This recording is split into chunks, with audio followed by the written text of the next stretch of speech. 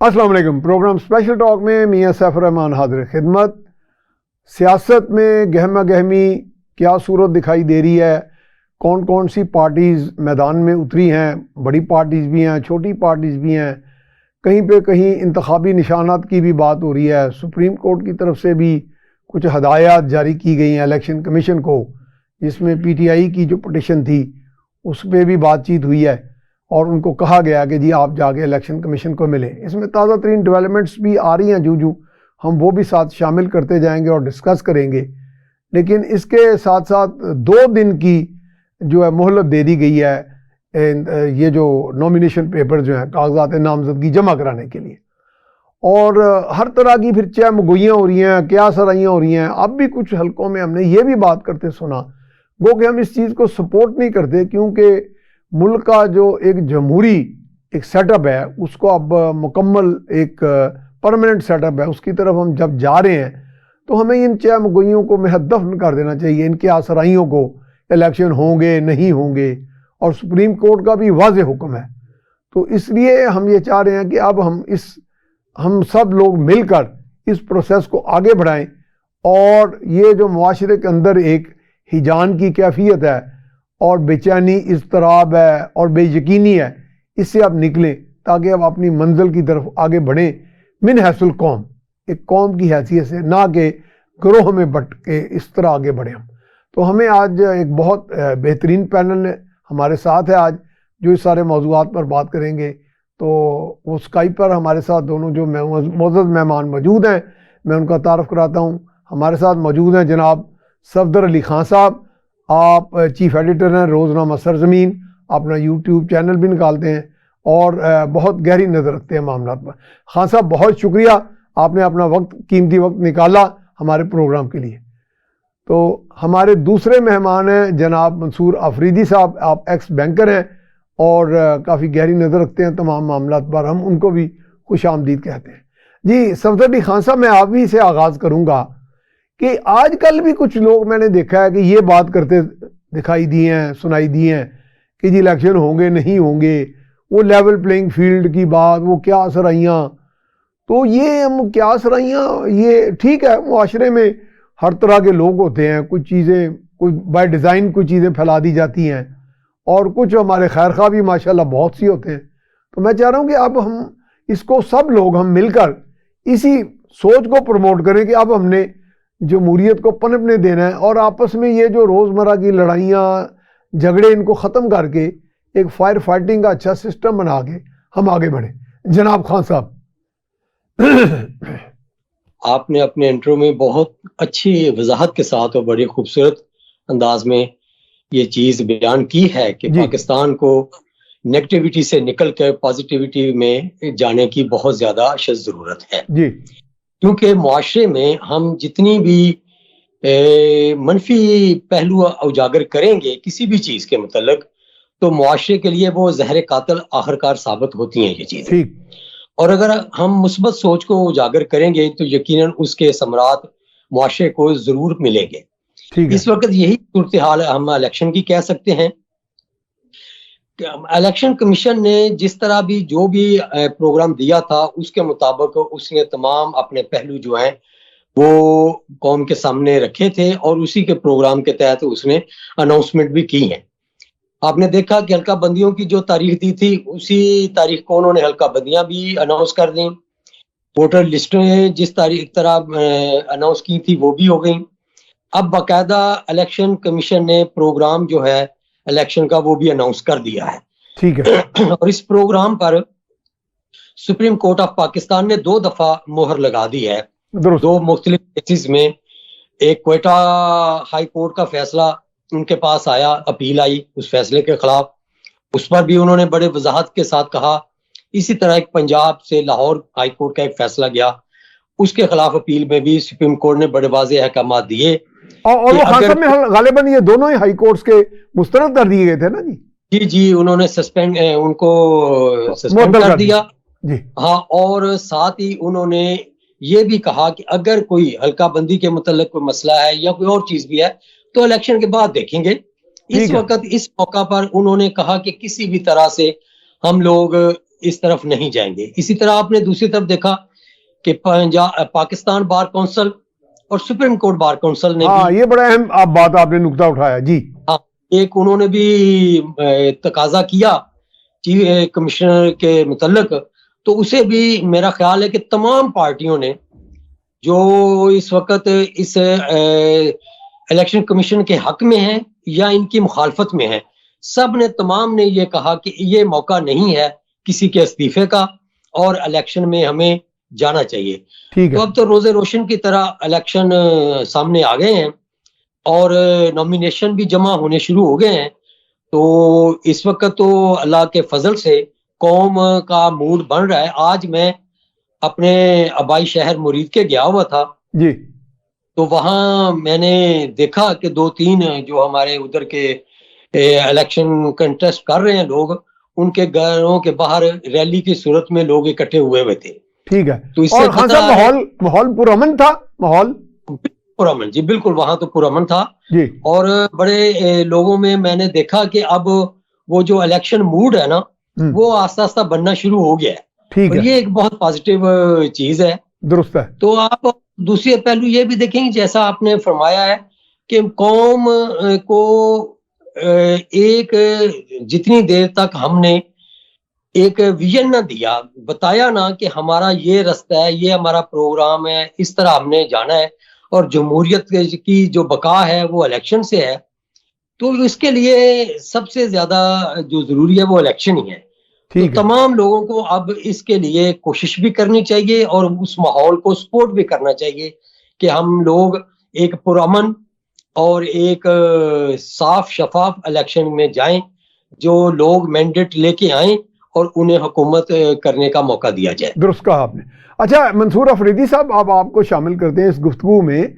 ये election commission के जब जिक्र आता है तो ये इलेक्शन कमीशन जो मौजूदा है, पहले तो बहुत से लोग कहें जी chief election commissioner. Chief election commissioner जो होते हैं वो 5 अफराद का जो इलेक्शन कमीशन होता है उसके फर्स्ट अमंग द इक्वल्स होते हैं। वो अकेले अपना कोई इख्तियार इस्तेमाल नहीं कर सकते और इसमें वो इलेक्शन कमीशन इज्तमाही तौर पे फैसले करता है। तो एक तो ये बात की भी थोड़ा आप इस पर भी ज़रा बोल लें।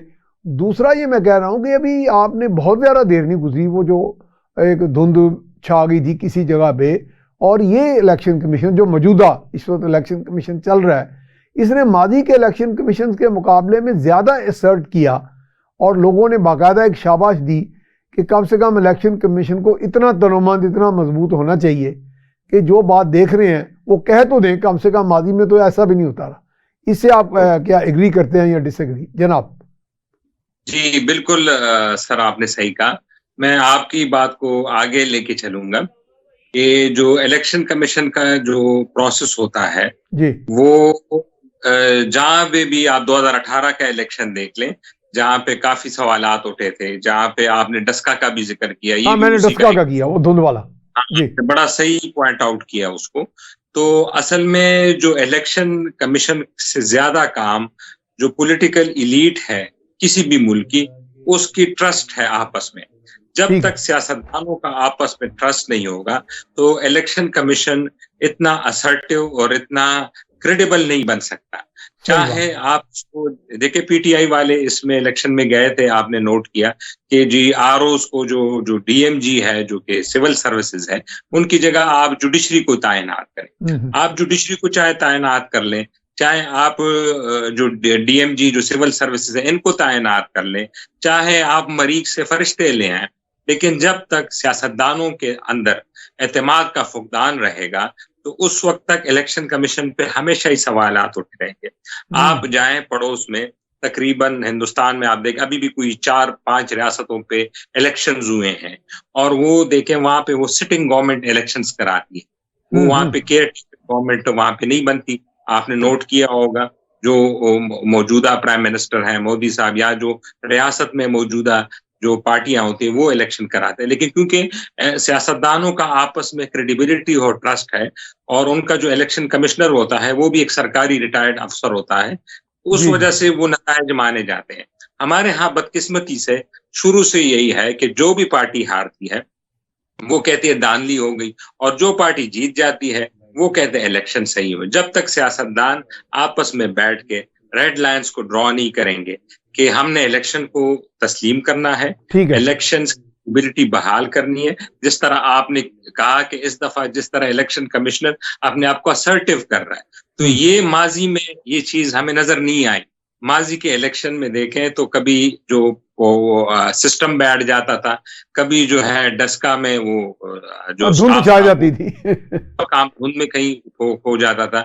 अभी जिस तरह इलेक्शन कमीशन सामने होके आए और जिस तरह फैसले दे रहे काम कागजात नामजदगियों पे भी, और जिस तरह पीटीआई है लेवल प्लेइंग फील्ड की बात तो कर रहे हैं, लेकिन उनको लेवल प्लेइंग फील्ड मेरे लिहाज से काफी दिया जा रहा है। आज भी आप देखें सुप्रीम कोर्ट आप तो अनोखी बात कह रही, सारी लोग कहते हैं कि उनको तो दिया नहीं जा रहा लेवल प्लेइंग फील्ड।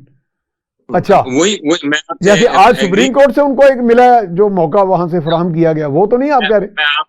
मैं आज की मिसाल दे रहा हूं आपको कि सुप्रीम कोर्ट से आज उनके हक में फैसला आया, उनकी जमानतें हुई हैं, जो कि बानिए पीटीआई थे और जो वाइस चेयरमैन थे। तो अदालतों से तो यही आ सकता है ना।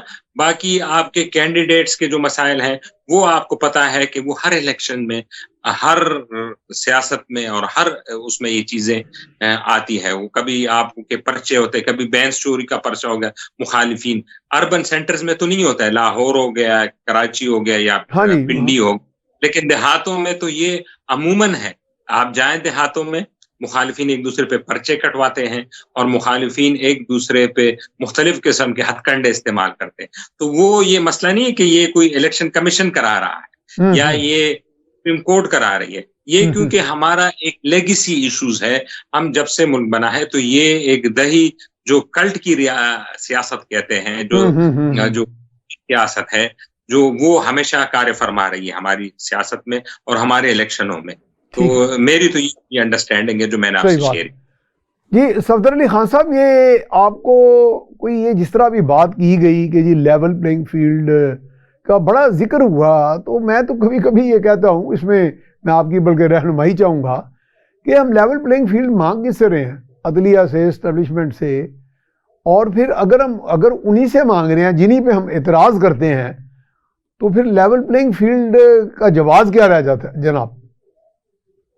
बहुत वजाहत के साथ और बड़ी प्यारी तशरीह की है मंसूर आफरीदी साहब ने। असल में सच यही है कि हमने एक अपना वतीरा बना लिया है सियासी प्रोपोगंडे के लिए, कि हम इस तरह समझते हैं कि अवाम को उनके असल इश्यूज से हटाया से परे रखा जाए और उनको ट्रक की बत्ती के पीछे लगा दिया जाए। ये एक मुहावरा है कि ट्रक की बत्ती के पीछे लगा दिया।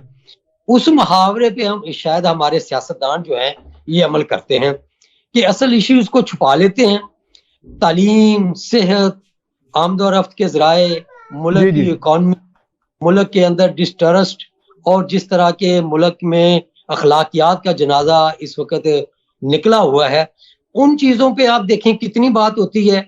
और ये लेवल प्लेइंग फील्ड और फलां हमें जमानत नहीं मिली, वो रो रहे हैं नवाज शरीफ क्यों बाहर है, वो एक पार्टी रो रही है कि पीटीआई वाले क्यों अंदर हैं। तो इस तरह की जो बातें हैं ये सिर्फ और सिर्फ मेरा ख्याल है कि एक दिखावा है। इसमें असल हकीकत अगर हुई भी तो बहुत कम है, ज्यादातर ये प्रोपोगंडा है। पहले पीपल्स पार्टी ने ये शुरू किया कि हमें जी वो हमारे तरफ लोग आने थे वो नून की तरफ चले गए, अब वो खामोश हो गए हैं। वो क्वेटा से कुछ लोग उनके साथ भी आ गए ना, चले गए, तो अब उनका ये रोना खत्म हो गया। इसी तरह अब इन लोगों का है पीटीआई का। तो मैं नहीं समझता कि किसी जगह पर देखें, जुर्म को और सियासत को जब तक आपने अलहदा ना किया उस वक्त तक आपकी जमहूरियत में मसाइल इससे भी ज्यादा बढ़ते ही रहेंगे, कम नहीं होंगे। ये तो बड़ा अहम नुकता आपने उठाया कि बिल्कुल इसमें तो हम बाज़ औक़ात इसी में उलझ के रह जाते हैं कि अगर कोई सियासतदान जुर्म कर ले तो हम कहते हैं जी उसका एहतसाब नहीं होना चाहिए, उसकी पकड़ नहीं होनी चाहिए। आप होना चाहिए क्योंकि वो बड़ा लाडला है। और फिर हम लाडले भी बदलते रहते हैं। आपने ये देखा है ना, हम एक बुत बनाते हैं, उसको पूछते हैं, और जब हम समझते हैं कि यार ये तो बुत जो है दूध नहीं दे रहा, तो हम अपनी ठोकर, पाँव की ठोकर से उसको फिर तोड़ देते हैं और बनाने की तरफ चल पड़ते हैं। ये रवैया जो है ये जमहूरी असूलों के खिलाफ है। जी मैं समझता हूं कि तमाम हमारा मीडिया जो है उसको अब इस वक्त कौम की खातिर इन लोगों से सबसे पहले यही सवाल करना चाहिए कि भाई आप लोगों का मुल्क के मसाइल के लिए मंशूर क्या है। ठीक, मान लिया आपके साथ कोई कहीं पर कोई जुल्म हो गया है या ज्यादती हो गई है या आपको किसी वजह से इंसाफ मिलने में ताखीर हुई है, तो हम मान लेते हैं एक वक्त के लिए कि आपके साथ ये ज्यादती हुई है, लेकिन फिर भी अब आप इलेक्शन लड़ रहे हैं, अब आप कौम का मैंडेट चाहते हैं और इस मुल्क की हुकूमत आप चाहते हैं। तो ठीक जब है। आपको ये मुल्क आपने तख्त पर बिठाए और आप लोगों को ये इज्जत बख्शे कि आप लोग हमारी जिंदगी की भाग दौड़ जो है वो संभालें, तो आपसे हमें मिलेगा क्या? दुरुस्त, आप अपना ही रोना रोएंगे या कि कौम के मसाइल की भी कोई निशानदेही करेंगे और ठीक है। कौम के मसाइल के हल के लिए आपके पास मंशूर क्या है? कौन हाँ। से आप प्रोग्राम हैं जो आपने बनाए हैं? आप देखें कि पीटीआई जब इलेक्शन 18 में जब 17 में इनकी कैंपेन चली थी तो ये कहते थे जी हमारे पास 200 इकोनॉमिस्ट हैं हाँ जी, और हमने तमाम प्लान बनाए हुए हैं कि मुल्क की इकोनॉमी को किस तरह उठाना है, लेकिन उसका नतीजा क्या निकला?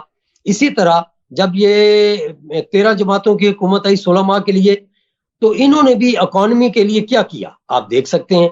बस आए एक तो बड़े बात- दावे से थे, आए तो बड़े दावे हाँ से कि हमने जी वो डिफॉल्ट से बचा लिया। मान लिया हमने कि आपने डिफॉल्ट से बचाया है, हमने ये भी मान लिया कि आपने कुछ बेहतर काम किए होंगे, लेकिन कौम के मसाइल तो काम अच्छा खान साहब, unfortunately we are heading towards a break, तो उसके बाद दोबारा हाजिर खिदमत होंगे।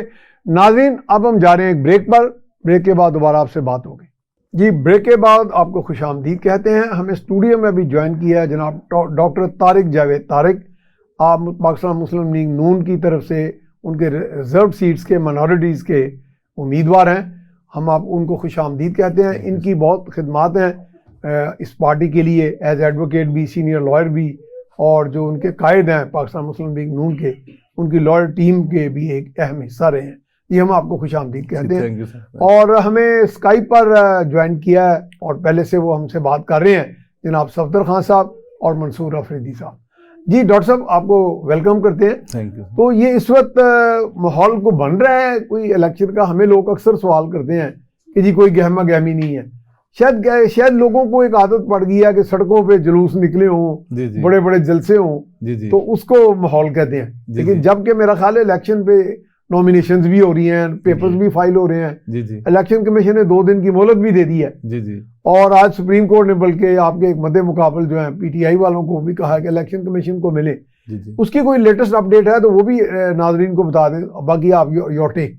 सर, अभी मेरे आपके सवाल का जवाब जो आपने खुद ही दे दिया है कि लोगों को तो वैसे शकूक शुबात है, अदरवाइज इलेक्शन सर जब शेड्यूल अनाउंस हो जाए तो फिर कौन सी कसर बाकी रह जाती है? कोई बात अब ज्यादा छोटी मोटी बातें हैं, जैसे लोगों के कागजात नामजदगी जमा हो जाएंगे तो उसके बाद गामा गामी इंशाल्लाह एतराज़ात उज़रदारियां भी आ जाती हैं, वो तो होती रहती हैं, वो तो नेचुरली साथ साथ होनी है। ठीक है, इलेक्शन इंशाल्लाह होने वाला है और जरूर इलेक्शन होगा। अब तो कोई कसर बाकी नहीं रही है, कोई मेरे ख्याल में शक शुबे से बालातर है अभी ये इलेक्शन। ठीक है, लेकिन ये जो अभी जिक्र हो रहा है कि जी अभी हमारे एक बड़े तजियाकार हैं मंसूर अफरीदी साहब, उन्होंने कहा जी लेवल प्लेइंग फील्ड का पीटीआई वाले अक्सर जिक्र करते हैं कि हमें नहीं मिला।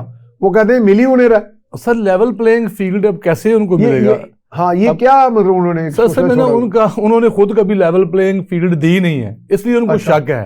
अच्छा। उन्होंने हमेशा जो है ना जिस तरीके से उन्होंने किया सबके सामने ही है कि जो कुछ मुस्लिम लीग नून के साथ 2018 में हुआ वो कौन सा लेवल प्लेइंग फील्ड थी जिसमें उन्होंने हमें इलेक्शन के लिए कहा था? हमने तो फिर भी गिला शिकवा नहीं किया, इलेक्शन में गए, इलेक्शन लड़ा, बल्कि जब इलेक्शन के साथ जो कुछ भी आपके सामने जो RTS बैठ गया उसके बावजूद हमारी पार्टी ने for the sake of the country अमन कायम रहे। जी, हालांकि बहुत सी हुकूमतों ने ये कहा, हमारे अपने एलाइज ने भी कहा था कि इस इलेक्शन का बाईकाट कर दें, असेंबली में ना जाएं, लेकिन हमने पाकिस्तान की बेहतरी के लिए, अपने मुल्क की तरक्की के लिए, आगे बढ़ने के लिए इलेक्शन में हम गए, सीटों पे असेंबली में गए, असेंबली को कबूल किया।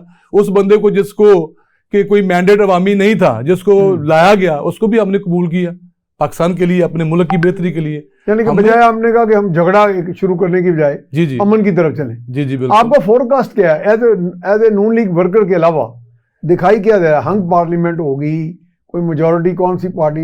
सर इंशाल्लाह, जो ये ना कहें कि मैं पार्टी की तरफ से, हाँ, मैं एज ए पाकिस्तानी, हाँ। आपका सवाल जो है, मैं एज ए पाकिस्तानी देख रहा हूँ कि इंशाल्लाह हमारी पार्टी जो है उसने पहले काम करके दिखाया है। अब अवाम जो है उसको पता है कि पिछले हमारे 4 साल ज़ाया हुए थे, बल्कि 5 साल चलें, आप जिस तरीके से पहले बात हो रही थी 5 साल को आप लगा लें। लेकिन अब जो 2018 में आपके सामने बिजली की कीमतें क्या थी, रोटी की कीमत क्या थी, पानी गैस की कीमत क्या थी और रोजगार कैसे था, अब इंशाल्लाह लोगों को पता है कि अब मियां साहब आ गए हैं और इंशाल्लाह वो बरी भी हो गए हैं। उनके जो झूठे केस में उनको अलर्ज किया गया था, अल्लाह ताला ने रहम किया, करम किया, अदालतों ने इंसाफ किया, अब वो बेगुनाह है, बेकसूर है, वो सामने आ गया।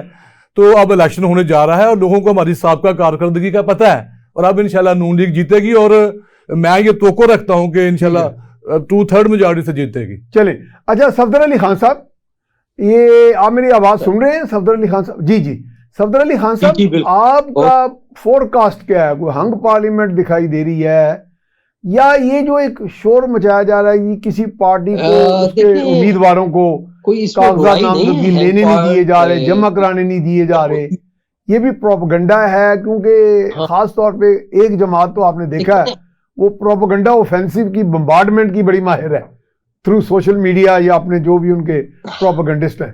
इस पे मैं चाह रहा था कि आपका कोई एक बड़ा भरपूर तबसरा आना चाहिए जनाब। जी सैफ साहब, आपने दुरुस्त फरमाया कि प्रोपेगेंडा पर जो ज्यादा अमल किया जा रहा है ये मुल्क के लिए नुकसानदेह भी है, ठीक है, और ये एक तरह से नेगेटिव है जो मुआशरे में फैलाई जा रही है। हालांकि आपने मुल्क में, हमारे मुल्क में ये जो पिछले ये हुकूमत थी वो भी मुश्तरका कुछ लोगों जमातों की थी, इसी तरह खुद पीटीआई की जब हुकूमत थी तो वो भी कुछ पार्टियों के साथ उन्होंने मिलकर ही बनाई थी और वो कामयाबी से चले। लेकिन मौजूदा इलेक्शन में मुझे लग रहा है कि शायद कोई एक पार्टी इंशाल्लाह वाज़े अक्सरियत ले जाए। उसकी वजह ये है कि इस दफा अभी इत्तेहाद कम बन रहे, बल्कि अभी तक तो कोई बना ही नहीं है। कोई सीट एडजस्टमेंट के मुतालिक सोचा जा रहा है, तो इस तरह भरपूर तरीके से जमातें हिस्सा लेंगी, अपने अपना मैनिफेस्टो लेके निकलेंगी और लोगों को आसानी होगी कि वो किस जमात को मुंतखब करें।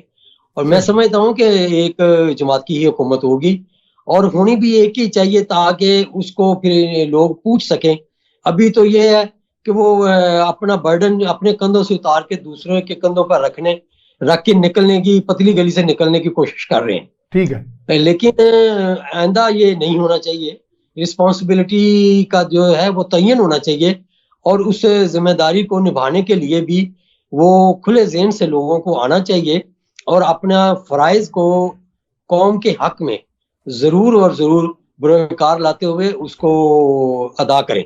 ठीक है, और मुल्क के जो इस वक्त हालात हैं वो इस चीज़ के गमाजी हैं कि हमें बड़े सीरियसनेस के साथ वोटिंग भी करनी चाहिए और उसके रिजल्ट में जो हुकूमत बने उसको भी बहुत ही ज्यादा मुस्बत अंदाज में, अगर चाहे एक पार्टी यानी सबको लेके चलना चाहिए, तब भी उसे सबको लेके चलना चाहिए। ये मुल्क और कौम की इसमें तो बेहतरी है, इसी में बेहतरी है। अच्छा मंसूर अफरीदी साहब, ये बताएं, मैनिफेस्टो मंशूर की हम बात करते हैं, मुझे तो लगता है सारी पार्टियों के एक दूसरे से चुराए हुए मंशूर हैं या किसी बाहर का मंशूर लेके उसी में कोई टेलर मेड कोई अमेंडमेंट्स करके मॉडिफिकेशन तो हम सामने पेश कर देते हैं। बड़ा भारी भरकम होता है, बड़ा एम्बिशियस होता है और बाद में पंजाबी में निकला पड़ता, कुछ भी नहीं निकलता बाद में। उस पर अमल करने की बैकअप स्ट्रेटजी नहीं होती, वो कैपेसिटी नहीं होती। जी अफरीदी साहब। जी बिल्कुल सही। अभी आपने नोट किया होगा सारी हमारी जितनी पॉलिटिकल एलीट है, जो पॉलिटिकल पार्टीज हैं, बाहर के इंटरनेशनल मुल्कों में आप जाएं, रिपब्लिकन्स देख लें, डेमोक्रेट्स देखें, तो जो राइट है वो रिपब्लिकन रिप्रेजेंट करता है और जो लेफ्ट विंग है उसको डेमोक्रेट रिप्रेजेंट करते हैं। इस तरह बरतानिया में आप जाएंगे तो कंजर्वेटिव लेबर है, लेफ्ट और राइट को रिप्रेजेंट करता है। इस तरह हिंदुस्तान में आप आए तो कांग्रेस लेफ्ट विंग को रिप्रेजेंट करता है और जो कि भारतीय जनता पार्टी है वो राइट विंग। और पाकिस्तान में बदकिस्मत से ये फर्क खत्म हो चुका है। पाकिस्तान में एक ही विंग है मेरा ख्याल है, राइट और लेफ्ट। वो आप समझ गए कि कौन सा विंग। ठीक है। और उस विंग के वही एक मंशूर है और वही विंग है। आपको ना लेफ्ट की पार्टी देखें, आप तो मौलाना साहब जो कि एक्सट्रीम राइट विंग है, वो जाके हमारे, मैं क्योंकि केपीके से बिलोंग करता हूँ, आपसे मैं बात भी कर रहा हूँ मर्दान से, तो वो जाके जो एक्सट्रीम लेफ्ट है अवामी नेशनल पार्टी, उसके साथ इत्तेहाद कर देते हैं। जो हैदर खान अच्छा अफरीदी साहब, बेग योर पार्डन, ये इत्तेहाद किया है या सीट एडजस्टमेंट है? अभी खान साहब ने कहा ना जैसे सीट एडजस्टमेंट है, गालिबन इत्तेहाद है, यानी इंतखाबी अलायंस नहीं है, सीट एडजस्टमेंट है। हाँ जी, लेकिन सीट एडजस्टमेंट में भी तकरीबन एक तरह का नीम इत्तेहाद कह लें आप। वोटर जो है, अगर आप लेफ्ट विंग को रिप्रेजेंट करते हैं तो लेफ्ट वाला वोटर तो सोशलिस्ट होता है, जो लेफ्ट विंग का होता है वो कभी भी राइट विंग को वोट नहीं डालेगा, वो अपने जो लेफ्ट विंग है उसको वोट डाले। तो वो जो आपकी बात है ना, बड़ी आपने सही की, और उसी को मैं सप्लीमेंट करता हूं कि हमारे यहाँ जो नजरिया था या जो आइडियोलॉजिकल बैटलफील्ड जो कि पार्टियों पे लड़ी जाती है, जिस तरह बाहर मुल्कों में अभी भी बरकरार है, आपको वो देखें वहां पे लेफ्ट विंग राइट विंग के साथ कभी भी इत्तेहाद नहीं करेंगे, वो लेफ्ट पे ही जाके करेंगे। और दूसरा जो पार्टी मंशूर है, जो इलेक्शन प्रोसेस है, वो तो आपने देख ही लिया ना, उस पे तो ज्यादातर गली मोहल्ले की सियासत होती है कि रोड बने, ये बने, जो मेजर इकोनॉमिक इंडिकेटर्स हैं उस पे तो हमारी कोई और पार्टी आने को तैयार नहीं है। आप देख लें, अभी हमारा करंट अकाउंट जो है वो सरप्लस हो गया, जिसके शादियाने बजाए जा रहे हैं। ये थोड़ा वाजे करें थोड़ा इसके ऊपर, बड़ा क्योंकि आम ले मैन तो समझ ही नहीं रहा ना ये क्या चीज हुआ है, सरप्लस हुआ है भी है कि नहीं और कैसे हुआ है, ये थोड़ा बता दें।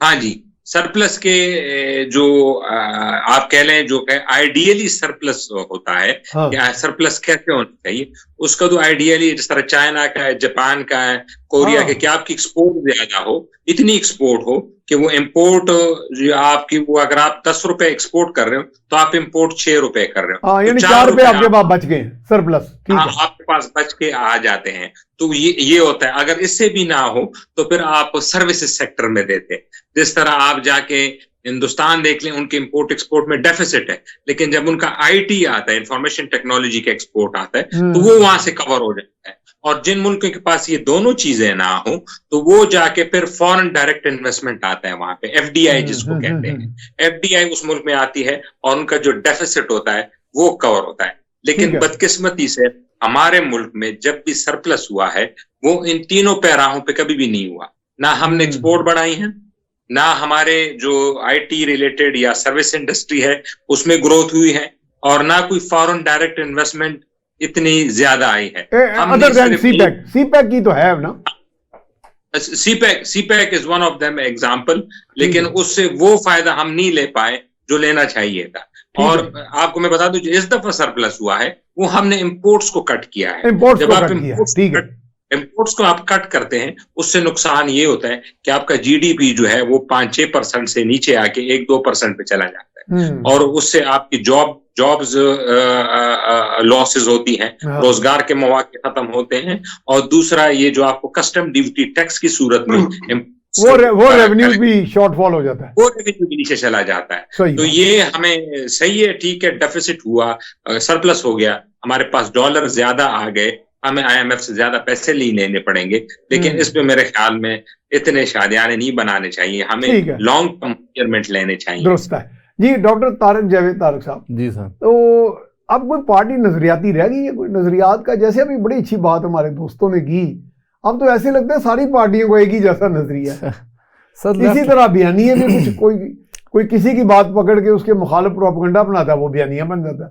अब इस पे क्या बात की जाए, अभी ये तो ओपन सीक्रेट है कि लेफ्ट और राइट की जो तखसीस थी, जो वो खत्म ही हो गई, वो तो तकरीबन दिखाई नहीं देती, बिल्कुल नहीं दिखाई देती, इसमें कोई शक नहीं है। उसी तरह आपका वोटर भी जिस तरह मरूजी हालात है मुल्क के, उस तरह ही वोटर भी शख्सियात की तरफ ही जाएगा ना। क्या किया जाए अब, वो कहेगा जी ये देखे ना, ये हाँ वो ये कर लेता है, एक कैलकुलेशन करता है कि जी ये साहब आएंगे तो शायद नौकरियां देंगे, ये करेंगे, वो करेंगे। जी जी। लेकिन इसमें एक चीज वैसे मैं आपको बताऊं, जब ये हमारी जो पार्टी के साथ जो कुछ हुआ पिछले 5 सालों में, उसमें हमारी जो पार्टी के जो हमारे MNAs, हमारे MPAs, हमारे पार्लियामेंटेरियंस थे, वो इंटैक्ट रहे हैं, वो आगे पीछे नहीं हुए, अपनी जगह पे वो बिल्कुल कायम रहे, उनकी वफादारी कायम पार्टी के साथ, इसलिए इंशाल्लाह किसी और पार्टी में नहीं गए। और अब हमें इलेक्टेबल्स की जरूरत नहीं है, हमारी पार्टी के अपने इतने लोग हैं कि हम उनको टिकट देके कामयाब इंशाल्लाह हो जाएंगे। आपके उम्मीदवार पूरे हो गए इंशाल्लाह, हमारे पूरे मुल्क में भी और सूबों में भी? जी हो गए हैं तकरीबन कह सकते हैं। अब जहां जहां से हम इलेक्शन लड़ सकते हैं वहां से हम हो गए हैं। अच्छा, तो अब बात लड़ सकते हैं क्या? लड़ने से आप नहीं भी लड़ सकते? कहीं जगह पे केपीके में कुछ जगहों पे हम नहीं भी लड़ सकते, ऐसा है, चंद एक सीटें हैं।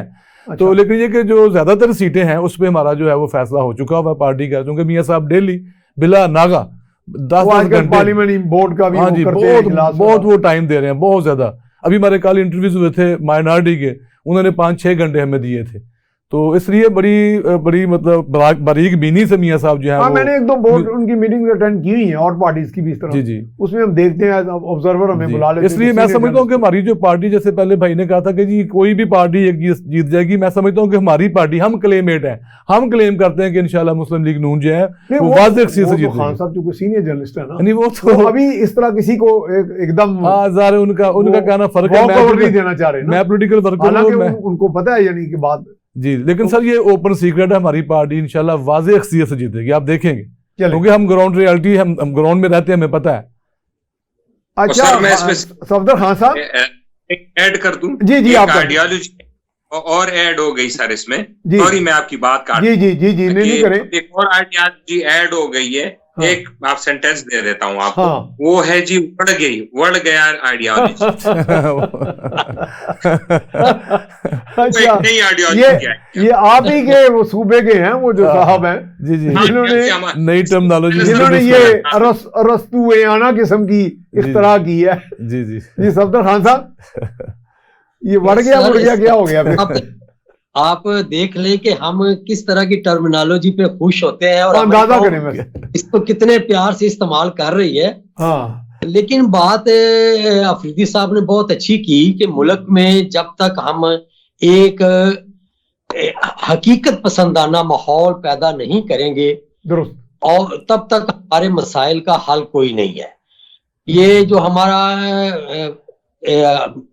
आमद जो है हमारी और बरामदगात हैं, इनमें जब तक एक रियलिस्टिक, जब तक हम हकायक नहीं लाएंगे, फिलिंग नहीं होगी, जब तक फिल इन द गैप नहीं होगा। बिल्कुल हाँ, ये खत्म नहीं होगा।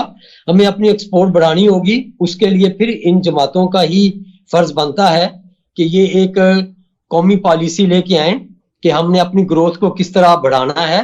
इंपोर्ट बंद करने से हकीकतन मुल्क जो है वो बैठता है, आपकी इकोनॉमिक एक्टिविटीज जो है वो कम होती है। इकोनॉमिक एक्टिविटी जब कर्टेल हो जाएगी तो जॉब्स कहां से आएंगी? हमारा जितना ब्रेन है वो आउटफॉल हो रहा है, लोग भाग रहे हैं यहाँ से। ठीक है, और आप लोग अच्छा खान साहब, हम जा रहे हैं एक ब्रेक पर, ब्रेक के बाद दोबारा आपसे बात करेंगे इंशाल्लाह। तो नाजरीन, अब हम जा रहे हैं एक ब्रेक पर, ब्रेक के बाद दोबारा हाजिर खिदमत होंगे। ब्रेक के बाद हम आपको खुशामदीद कहते हैं।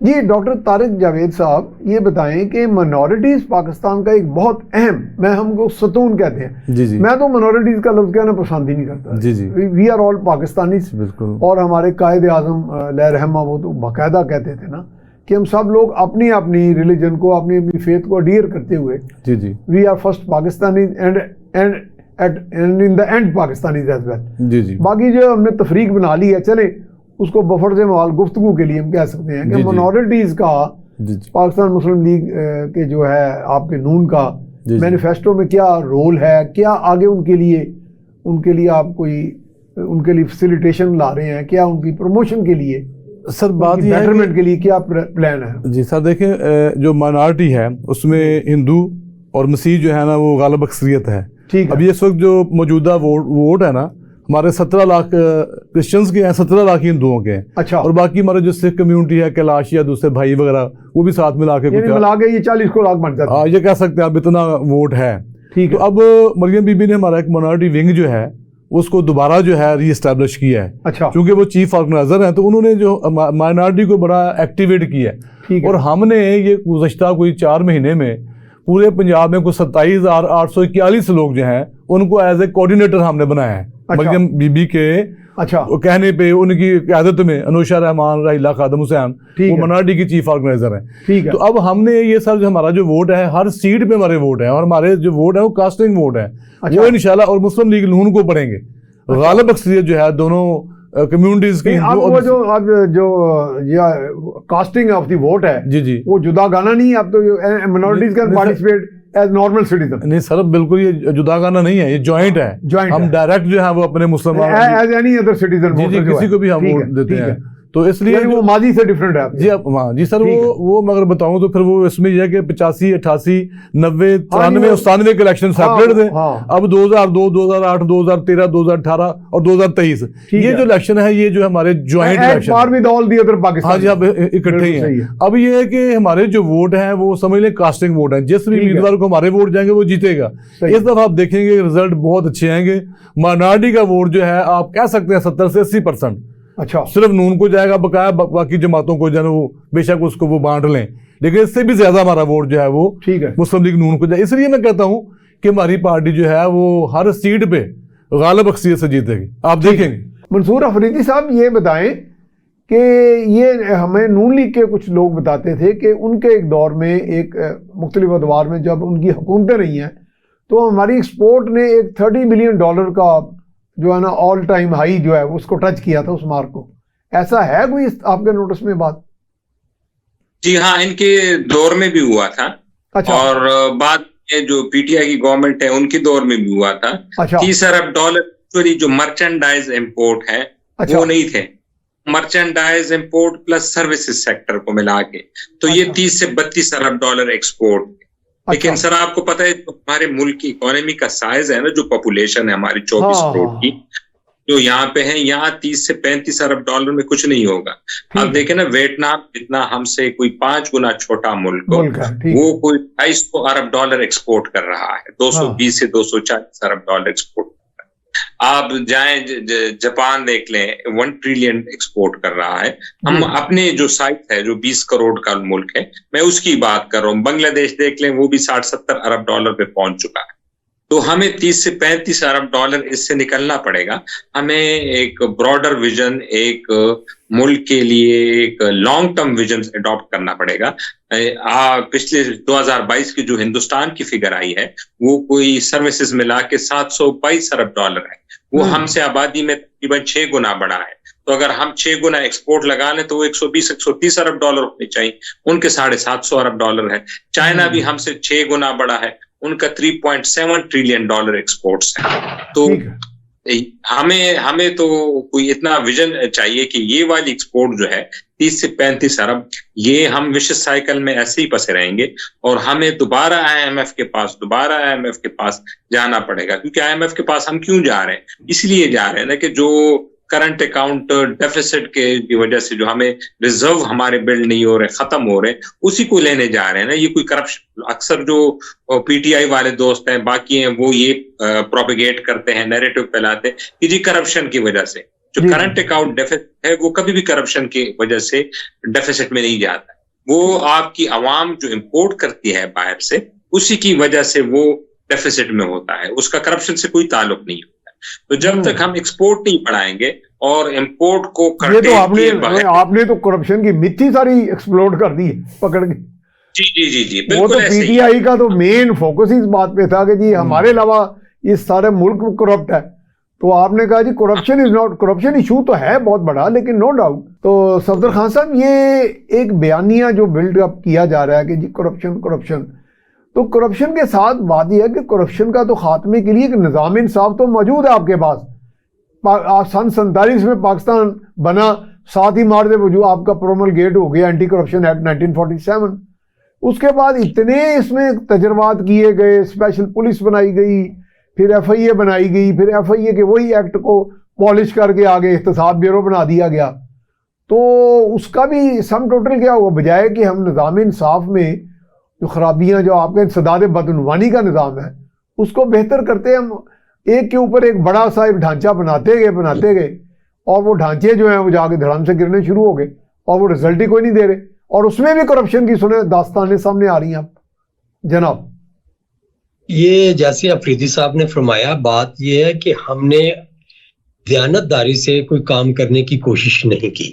ठीक है, हम लोग सिर्फ मसाइल के ऊपर या तो मट्टी डालते हैं या फिर उनको इस तरह करते हैं कि वो बाकी रहें। ठीक, और कोई ना कोई ऐसी हम डुगडुगी बजाएं जिससे लोग उसकी तरफ मुतवज्जो हो जाए और वो मसाइल को असल नजर से ना देख सके। ये हमारा एक अलमिया है जो पिछले 70 साल से चल रहा है।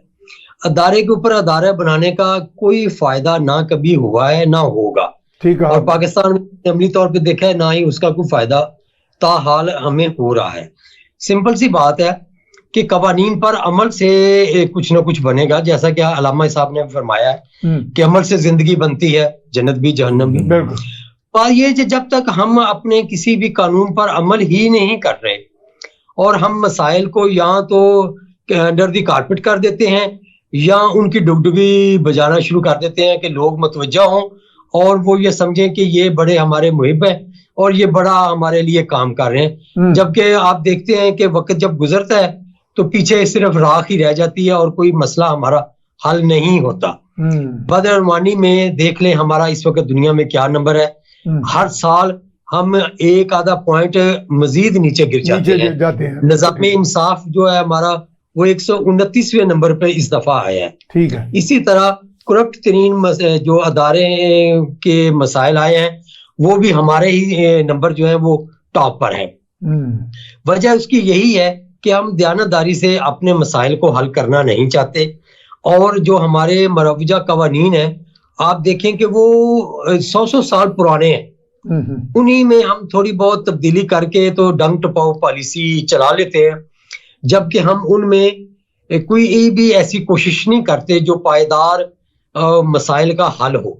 ठीक है। और मुल्क के लिए मसाइल का अंबार है, तो मैं यही चाहूंगा कि हमें उम्मीद रखनी चाहिए कि इस दफा हमारे लोग जो हैं वो अपने वोट का इस्तेमाल दुरुस्त तरीके से करें और लोगों और इस चीज का मैंने पहले भी जैसे आपसे अर्ज किया है कि हम लोगों को अभी से जो भी हमारे दोस्त सियासतदान हमारे सामने कभी किसी भी वजह से आए, किसी प्रोग्राम में आए या किसी प्रेस कॉन्फ्रेंस में आए या हम कॉलम लिखे, तो इस चीज का इन लोगों को एहसास दिलाना चाहिए कि भाई आप लोग कौम को मसाइल से निकालने का क्या विजन है आपके पास। हाँ, ये सवाल करना पड़ेगा उन्हें बार-बार। हाँ, ये विजन अब काफी नहीं है कि मैं तो अच्छा हूँ वो चोर है और वो कहता है नहीं मैं तो अच्छा विजन है ही नहीं, ये तो बर्बादी है इस तरह तो हमारी कौम मजीद दलदल में फंसेगी। और हमारे जो इंटेलेक्चुअल्स हैं उन लोगों का मैं समझता हूँ कि इस मौका पर उनका फर्ज है कि हर सियासतदान से और हर पार्टी के रिप्रेजेंटेटिव से हम यही पहला क्वेश्चन करें कि यार ये बताओ कि मुल्क के इकॉनमी के और मुल्क के लोगों की जिंदगी के जो बुनियादी हकूक है उनके हल क्या आपके पास, उन मसाइल के हल का आपके पास क्या नुस्खा है और किस तरह आपके पास कौन लोग हैं जो ये चीज फ्रंट फुट पे आके बताएं कि यार हमने इन मसाइल के हल करने के लिए ये हमने फार्मूला तैयार किया है और इस पर हम आपको अमल करके दिखाएंगे, उसकी कोई टाइमलाइन भी हमें दें। सिर्फ आके ये हमें सब्ज बाग ना दिखाएं कि जी हम ये हो जाएगा वो हो जाएगा और वो हो जाएगा। अभी तक तो हुआ कुछ नहीं है, कुछ नहीं। अगर कुछ हुआ है तो वो बहुत थोड़ा है। ये भी बहरहाल मैं नहीं कहूंगा कि कुछ नहीं हुआ, यकीनन हमारे मुल्क में कई चीजें कुछ मुनाजिल तय की हैं फिर भी। हाँ, लेकिन हमने उस विजन को अभी तक तकवीयत नहीं दी जिस विजन से हम दुनिया की तरक्की याफ्ता अक़वाम में यानी कि हम अपने गेन्स को कंसोलिडेट नहीं कर सके। आप बिल्कुल दुरुस्त सही कहा। अच्छा, ये डॉक्टर साहब ये बताएं कि एक फैसला आया, आप चूंकि लॉयर भी हैं सीनियर, तो मैंने कहा आपसे पूछ लिया जाए। जी जी। जो मियां नवाज शरीफ का फैसला आया, जी जी, उसमें देखें फैसले दुनिया भर के आप पढ़ लें, बड़े बड़े जजेस सुप्रीम कोर्ट के कहीं भी जी, उसकी ये नज़ीर नहीं मिलती कि उसमें जातियात को डिस्कस किया जाए। जी जी। यानी किसी फैसले में लिखा जाए कि ये बंदा जो है ये यूनियन सिसिलियानों की तरह माफिया है। जी जी। ये वो जो फिल्म है गॉड फादर का नावल है उसका हवाला दिया जाए। जी जी। ये तो एक फैंसी स्टोरी लगती है। यानी फैसला तो होता है नॉर्मली के जी शवाहिद की बुनियाद पर और कोऑपरेटिंग एविडेंस की बुनियाद पर हम फैसला दे रहे हैं कि इस बंदे ने जुर्म किया, इसने नहीं किया। जी जी। और इसको या बरी कर दिया जाता है या उसको सजा दे दी जाती है। लेकिन ये तो कभी भी इसकी नज़ीर नहीं मिली कि उसमें कोई स्टोरी राइटिंग साथ की जाए। सर आपके सामने ऐसा कभी है पाकिस्तान की तारीख में या दुनिया की? ऐसा कभी नहीं हुआ। अब देखें ना, सबसे पहले ऑफेंस जो है उसको प्रूव किया जाता है कि ये ऑफेंस है, ये एविडेंस है। ठीक है। अब मियां साहब के मामले में क्या ऑफेंस क्या, जुर्म क्या, और आखिर में क्या कह दिया जी अपने बेटे से तनख्वाह नहीं ली। अब देखिए कुछ जुर्म है, ये कुछ जुर्म है, डॉक्टर और साहब, नाम ले लेके अब मतलब, और इसीलिए सर ये वेरी अनफॉर्चुनेटली अब टाइम खत्म हो गया, लेकिन बातें बहुत होंगी, इंशाल्लाह फिर करेंगे। जी जी तो आपका बहुत शुक्रिया, Thank तशरीफ you, लाए। जनाब सफदर खान साहब बहुत शुक्रिया, आपने टाइम निकाला। जनाब मंसूर अफरीदी साहब, so kind of you for sparing so much time. तो बहुत शुक्रिया जनाब। अब प्रोग्राम अपने इख्तिताम को पहुंचा। इसमें बात वही है कि हम लोगों ने अब, और ख़ास तौर पे इस बात का आज हमने इयादा करना है कि ख़ास तौर पे वो लोग जो सवाल करने की अहलियत रखते हैं, और अवाम है वो सबसे बड़े, और उसके बाद मीडिया भी है और पीपल ओपिनियन मेकर्स, कि उनके पास अगर कोई उम्मीदवार आए या ये लीडरान जो आते हैं तो उन्हें कहा जाए जी ना तो हमें कुछ सब्ज़ बाग दिखाएं, ना किसी को ओए तोए या चोर मोर कहें, इस तरह का बजाय कि एक अच्छा खुशनुमा मुआशरा तश्कील दें, और आपके पास हमारी तरक्की का, हमारी निजात का क्या मास्टर प्लान है, क्या रोड मैप है, और कौन से लोग आगे ये काम करेंगे, और टाइम फ्रेम क्या होगा। इसके साथ ही मियां सैफ रहमान को इजाज़त दीजिए। अल्लाह निगहबान।